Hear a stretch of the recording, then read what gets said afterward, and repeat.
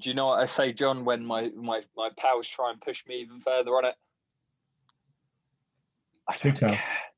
I don't I don't care. care. No, I don't care. I don't care. I don't care. Well, that's another thing. Care. I mean, that's another 3 words. I mean, beyond I don't know is and I don't care. Yeah. And that really upsets people because they'll say, "Oh, you should care." Well, says who? Yeah, they think you're obligated to keep up. Who's passing out this compulsion to care? Yeah, you're obligated to keep I don't up. know about these influencers. I don't know really what they do. I don't know anything about their lives, particularly other than what they choose to show us and what's pretty much thrust upon me, because I certainly don't fucking dig into it. I don't know about them. I don't know what they're doing in Dubai. I don't know the ins and outs of their travel arrangements. They may be perfectly safe for all I don't know. And I just don't care. I really do not care. There was. Here's the thing. There was. I was going to say that there seems to be this compulsion to keep up with current events in the world. You should be educated. You should. Well, I think that's not a bad idea to be educated, because otherwise you have a pretty shitty life for the most part. But people seem to think you should keep up to date with current events, whether or not those events affect you or interest you. So, what's happening in Namibia, maybe, or, the current state of affairs in Sydney, Australia. Well, it may be of abstract interest to me, but it doesn't affect me in any way. And I genuinely do not give a fuck what happens in Sydney, Australia. And I wouldn't unless I was there or someone I actually cared for very much was there. I just don't care. And that's perfectly acceptable. And I wish more people realised that is perfectly acceptable. But here's the thing, even if people find it not acceptable, I don't care about that either. That is true. That is true. Yeah, it's ridiculous.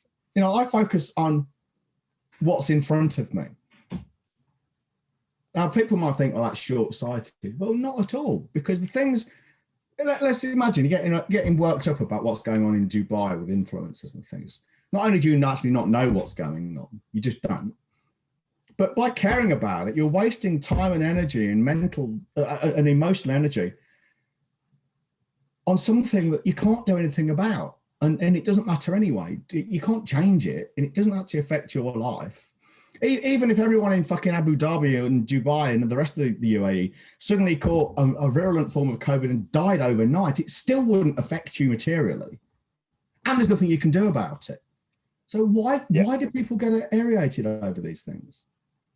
Because they're fucking jealous. Do they care? I'm stuck at my 2 up, 2 down in Hertfordshire. But and these influencers get to go to Dubai. Do you think they do care, or do you think they just say they care because that's what everyone else says? I think some people lead such empty lives that they are genuinely enraged. And I think the other half care just because they're being told they should care. And it's scary, isn't it, really? Well, that's how media works. I don't want to get into the whole fucking mass media mind control bollocks conversations, because we're certainly not those people. But it's true. The media does dictate the thought of millions of people. And if they're going on Good Morning Britain, for example, and Good Morning Britain is saying, this influencer's naughty, they're in Dubai, people are going to go, yeah, that is naughty. There was one particular influencer who went on Good Morning Britain and tried to argue it was essential travel because she needed pretty backdrops to do her workout influencer routines with a pretty backdrop. But she contradicted herself. She went, I'm not doing much different in Dubai than I would do if I was at home in Liverpool. And then they showed like a clip of her doing her workouts in Dubai, and it's just in some hotel room with a grey background. So she's just a fucking idiot. I think she clearly misunderstands what essential means. Essential doesn't mean essential for your business. It means essential for other people. It's fucking funny. There was one influencer as well who, to be fair, did it in the most safest way possible.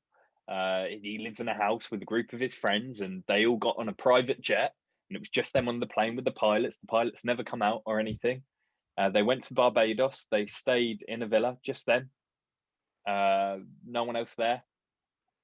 Went back. They probably came into contact with a handful of people. And there's outcry about them as well. Even more outcry because they've contributed to the carbon footprint by getting a Oh, private please. flight. Yeah. Please.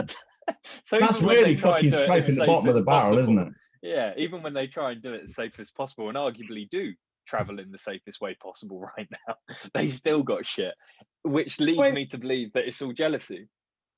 I mean, I think we can probably all agree that it was stupid, it was selfish, it was certainly probably contrary to the law, certainly contrary to common sense. It was all those things.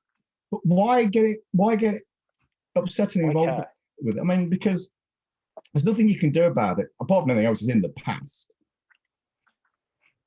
And even if it was unfair, so what? What are you going to do about it, really? What are you expecting to achieve by having a long fucking thread on LinkedIn? Because all you're doing on LinkedIn when you do things like that is, LinkedIn is supposed to be for business and networking. And engagement is great. But the thing, if you post like that, you are necessarily going to attract people who want to get involved in those kinds of fucking navel-gazing, miserable threads. Well, that ain't the kind of person you really want to do business with. Who's going to drum up business by having those kinds of threads? Who's going to read that kind of thread?